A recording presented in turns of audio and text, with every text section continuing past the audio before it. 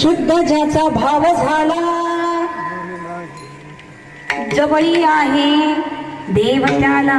ज्याचा भाव शुद्ध झाला ना त्याच्याजवळ देव आलाच म्हणून समजत. त्यामुळे अजून काय सांगायचंय. आणि भाव म्हणजे काय म्हणत तुम्ही म्हणाल सक्का भाव. मला जाता जाता सांगा ना भाव म्हणजे नक्की काय. 4 वेळा बोलला तुम्ही भाव भाव भाव भाव, परंतु भावापर्यंत अजून आम्ही पोचलेलो नाही. परंतु मला जाता जाता सांगून जाते सख्या भावाला आपलासा केला देव आला असं नाही. सावत्र भावाला आपलासा केला देव आपला झाला असं नाही महाराज. भाव म्हणजे शुद्ध प्रेम.